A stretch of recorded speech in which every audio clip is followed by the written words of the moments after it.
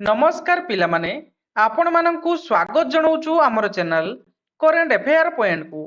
तो पिला माने मु आज आपण मानकु गोटे बहुत बड़ अपडेट दवा पई जाउची। अनेक पिला क्वेश्चन करचंती कि सर हाई स्कूल रे जो नॉन टीचिंग वैकेंसी बाहरिया पई जाउची से वैकेंसी विषय रे आपण टिके कहंतु।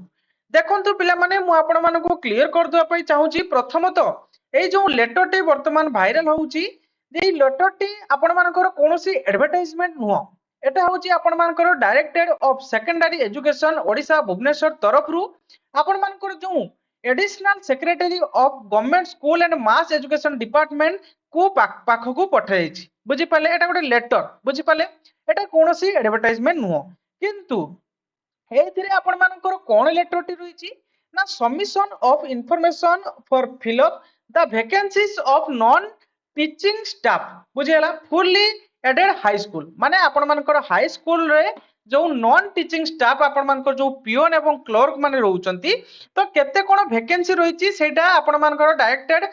सेकेंडरी एजुकेशन आपण मानकर जो भुवनेश्वर तरफ रु मगा जाइछि काहाकू ना additional secretary school and mass education department को। बुझि पाले क्लियर हेले प्रथम तो एटा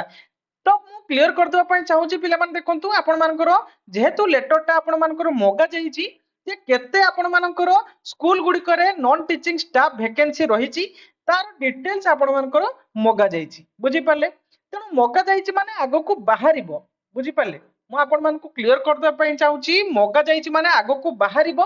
किंतु वर्तमान एटा आपण मानकर कोनोसी ऑफिशियल एडवर्टाइजमेंट नुह। एटा गोटे लेटर। बुझि पाले तो चलतु अनेक पिला मन क्वेश्चन रही कि सर ये एजुकेशनल क्वालिफिकेशन कौन रहिबो एज लिमिट कौन रहिबो सब किछि मु आपन मानको जणै दूची। देखंतु in inviting a kind reference to the letter on the subject cited above I am a directed to furnish Harvard non teaching vacancy position in fully aided high school in a prescribed from the further considering of government level। तो देखंतु से मगेई चंती जे केते कोन vacancy आपण मानकर रहिछि non teaching staff बा आपण मानकर पियोन एवं क्लर्क रो तो तार डिटेल्स मागी चंती किए ना आपण मानकर डायरेक्टेड ऑफ सेकेंडरी एजुकेशन मगेई चंती काहा को पाखरु ना additional secretary of government school and mass education department को। बुझियला क्लियर हैला तो एथि टोटल आपण मानकर केते वैकेंसी पोजीशन रहउची जूनियर ना आपण मानकर जूनियर क्लर्क रे आपण मानकर सैंक्शन स्टेट रहउची 690 सेही बली वैकेंसी इंक्लूडिंग माइनॉरिटी एवं आपण मानकर manage fully aided high school 457 सेही बली आपण minority fully aided high school आपण मानकर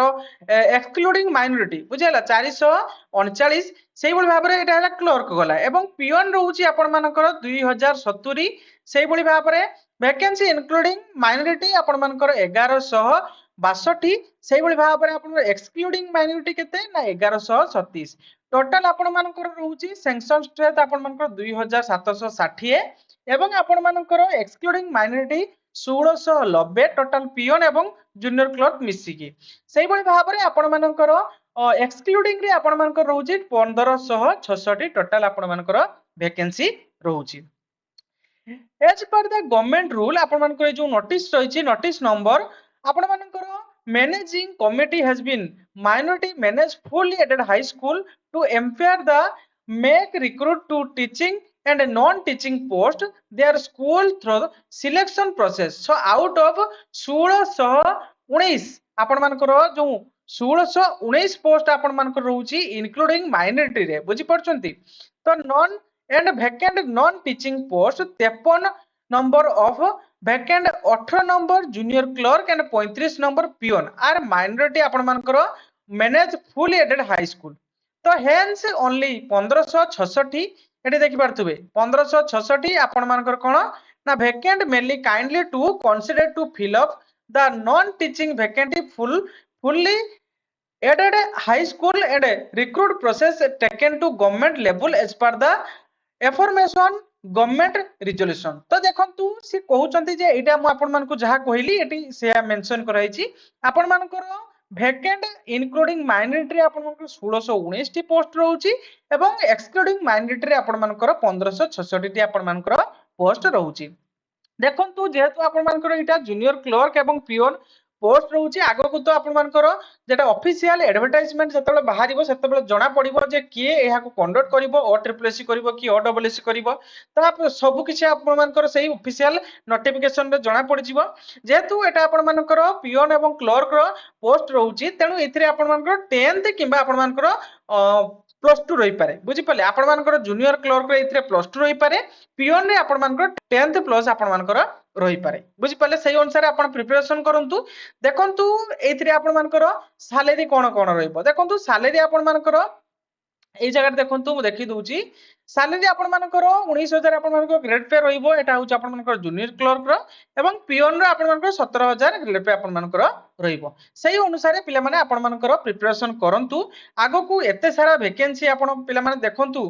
ব্যাক টু ব্যাক আপন মানকৰ ভ্যাকেন্সি বাহারি চালছি আপন মানে আপনଙ୍କ সামনারে যদি আপন মানকৰ 80000 ভ্যাকেন্সি भी আসি যায় না তবে আপন মানে কিছু করি পারবেন কাହିଁ কি না আপন सिलेबस सार नथिबे पढ़ा सार नथिबे तेणु आपणकर दायित्व होउची आपण पढ़ा सारंतु आपणको सिलेबस खत्म करंतु बुझी पाले ए सब रे किछि नाही पिला माने जेते बेले भी ऑफिशियल एडवर्टाइजमेंट आसीबो मु आपण मानकु सर्वप्रथमे जणै देबी टेलीग्राम चैनल रे तापर मु वीडियो माध्यम रे आपण मानकु जणै देबी बुझी पाले तेणु पिला माने मोर गोटे आपण मानकु रिक्वेस्ट रहउची आपण माने पढ़ा पढ़ी रे ध्यान दियंतु पढ़ंतु ए नोटिस टी को मु आपण मानकु प्रथमे टेलीग्राम चैनल रे प्रोवाइड कर देथिली एथिरे कोनोसी वैल्यूएबल नोटिस एटा कोनोसी वैल्यूएबल नुह एटा कोनोसी वैलिड नुह काहे कि ना आपण हमरो रहुची कोन ना हमर गोटे मोटिव रहउची जे हमर ऑफिशियल वेबसाइट रे केते बडे नोटिस आसीबो देन आमे कोन करिवु ना अप्लाई करिवु बुझी पाले तेणु से टाइम रे मु आपण मानकु 100% सहाय्य करिवि मु आपनको साथी रे सब बेले रहिची ता छडा ए जो अपडेट गुडी को दबा पई मु टेलीग्राम चैनल रे पोस्ट कर दूची काहे कि जेहेतु आपण माने प्रिपरेशन करछन्ती गवर्नमेंट जॉब पई तेणु आपण ए नोटिस टी को देखिले टिके मोटिवेट हेबे जे आगो को एते सारा वैकेंसी बाहरिया पई जाउची तेणु मु सेही अनुसार प्रिपरेशन करिवि बुझी पाले तेणु आपण ए वीडियो रे कोनोसी टाइम वेस्ट करिया आवश्यक नाही मु आपण मानक बेसे टाइम नबा पई चाहूनी काहे कि ना मु बुझी पारुची गोटे गवर्नमेंट जॉब प्रिपरेशन करथुवा पिलार